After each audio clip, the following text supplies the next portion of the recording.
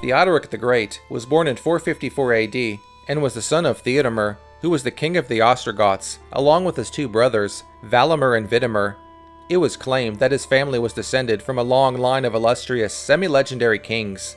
It was also even said that he was born on the same day that his uncle Valimir won a great victory over the Huns. The Ostrogoths, or Eastern Goths, were descendants of the Greuthungi, a branch of the Goths who had been conquered by the Huns around 374. The Ostrogoths kept their own kings under the Huns, and played an important role in Attila's campaign in the 450s. Following the death of Attila in 453, the Hun Empire disintegrated and the Ostrogoths became independent. Shortly after this, the Romans allowed them to settle as semi-autonomous foederati in the province of Pannonia. In 461, Theodoric was sent as a hostage to Constantinople, where he remained for 10 years. As a high-ranking hostage, Theodoric was well treated and became a favorite of Emperor Leo I. His upbringing in what was then the world's largest and most splendid city made a great impression on Theodoric. Throughout the time that Theodoric was in Constantinople, the Ostrogoths were fighting their German neighbors and wandering remnants of the Huns. During these wars, his uncle Valimir had been killed, leaving Theodoric's father, Theodomir, as the senior Ostrogothic king. Theodoric returned to his people in 471 and set to prove himself as a war leader. These Sarmatians had recently captured the Roman city of Singidunum, and Theodoric, still only a teenager, raised an army on his own initiative and drove them out. Instead of returning the city to the Romans, he kept it for the Ostrogoths. For this, Theodoric was acclaimed king alongside his father and uncle Vidomir. In 473, Theodomir and Vidomir decided that war-ravaged Pannonia was no longer a suitable homeland for their people. To pressure the Romans into relocating them, they decided that Vidomir would invade Italy, while Theodomir would attack the Eastern Empire. Vidomir's campaign failed, he died in Italy, and the survivors went to Gaul and joined the Visigoths.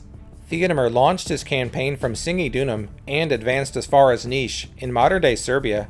Theodoric next led a raid with a number of experienced advisors through the Balkans and into Greece. Theodomir followed up his son's success by laying siege to Thessalonica. Negotiations followed, and the Romans allowed the Ostrogoths to settle in Macedonia. Shortly after this, probably in 474, Theodomir died, and Theodoric succeeded to sole kinship of the Ostrogoths. The next few years of Theodoric's reign were dominated by his rivalry with Theodoric Triarius, the leader of a separate band of Goths that the Romans had settled in the Balkans as foederati some years previously. The Eastern Emperor Zeno was only willing to support one Gothic leader, so the two Theodorics had to compete for imperial recognition.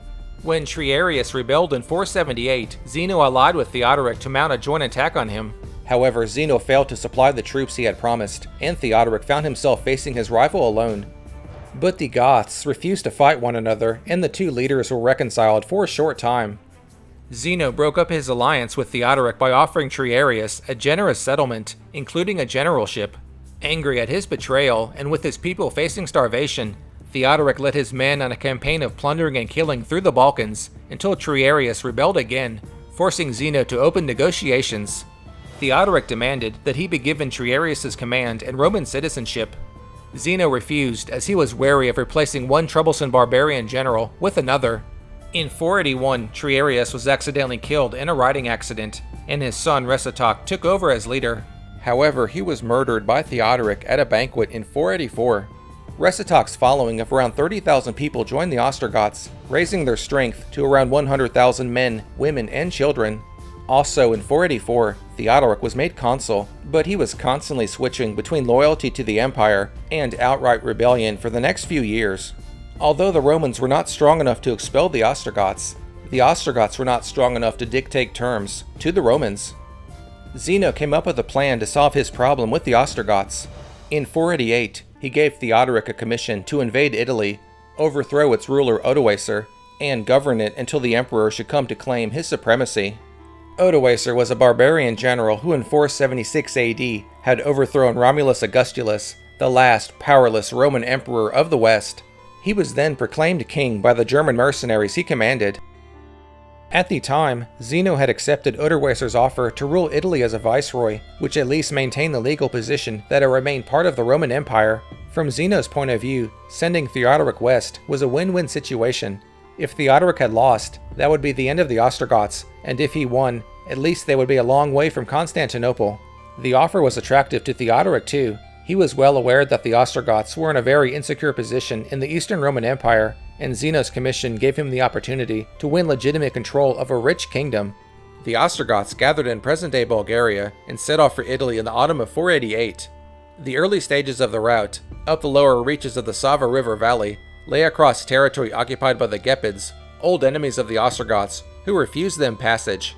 The Gepids held a strong position on the opposite bank of the Sava, somewhere near Samium, and they repulsed all attacks until Theodoric led a charge across the river in person and broke the Gepid line. Part of the plunder from the battle was a Gepid wagon train loaded with grain. One set of Gepid territory, Theodoric followed the same route through the Julian Alps that Alaric the Visigoth had taken invading Italy 80 years beforehand. The Ostrogoths moved slowly, encumbered by thousands of wagons, pack animals, herds of cattle, flocks of sheep, and non-combatants. Of the 100,000 or so Ostrogoths, only around one-third would have been able-bodied men capable of bearing arms. The rest would have been women, children, and old people. It was not until summer 489 that they began to descend to the plains around Aquileia. Odoacer had prepared his defenses and was waiting for the Ostrogoths in a strongly fortified camp overlooking a ford crossing the Isonzo River. On August 28th, Theodoric forded the river, stormed the camp, and chased Odoacer out of the area. Odoacer then retreated to Verona and built another fortified camp outside of the city, on the east bank of the Adige River. Once again leading from the front, on September 30th, Theodoric stormed the camp. Odoacer and some of his followers managed to break out of the self-made trap and fled south to Ravenna, his capital. Theodoric continued west and in October occupied Milan. Once in Milan, Odoacer's chief of staff and a large body of German troops surrendered to Theodoric. In a rare lapse of judgment, Theodoric made them allies and sent them with some of his own men to besiege Odoacer in Ravenna. However, upon arriving, these new allies reverted back to their old allegiances and had Theodoric's men murdered. On hearing of the betrayal, Theodoric moved his forces to Pavia, a more easily defended position. Both leaders spent the winter of 489-490 in diplomatic activity. Theodoric won support from the Visigoths, while Odoacer persuaded the Burgundians to invade Italy by playing on their fear of encirclement by the Goths. While Theodoric was distracted by the Burgundians, he was eventually able to negotiate their withdrawal. Odoacer began to reassert control in northern Italy. Theodoric left Pavia with an army of Ostrogoths and Visigoths, and on August 11th, he inflicted another heavy defeat on Odoacer at the river Adda, 10 miles east of Milan. Odoacer fled back to Ravenna and prepared for a siege. As capital of the Western Roman Empire from 402, and Odoacer's capital from 476, Ravenna had been heavily fortified and was also a port, so it could be supplied and reinforced from the sea.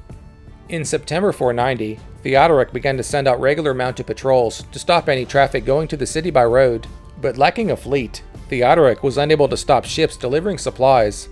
Odoacer sent out raiding parties to harass the Ostrogoths at every opportunity.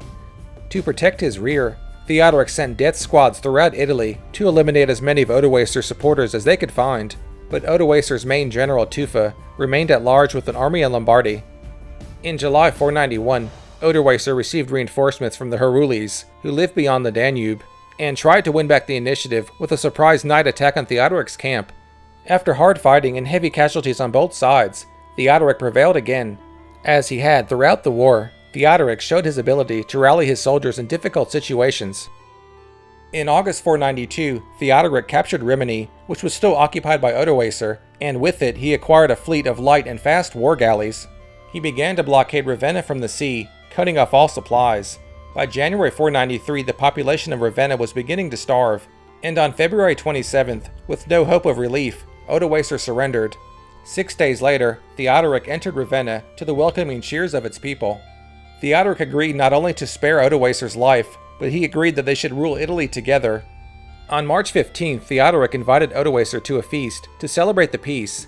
When they had been separated from the guards, Theodoric drew his sword and killed Odoacer on the spot. Like Odoacer before him, Theodoric continued to rule Italy as if it was still part of the Roman Empire. Theodoric never described himself as king of Italy, only king of the Ostrogoths in Italy. He respected the right of the emperor in Constantinople to appoint the consuls of Rome, and even his right to make laws. However, Theodoric always ruled from Ravenna. He consulted the Roman Senate, continued the dole of free grain to the Roman poor, and sponsored games in the circus. He continued the policy of Odoacer to rule Italy through the existing Roman institutions, with his government being run entirely by Roman bureaucrats. On the other hand, the military was under the complete control of the Ostrogoths, under the veneer of a civilian government. Throughout all of this, Theodoric remained a barbarian warlord.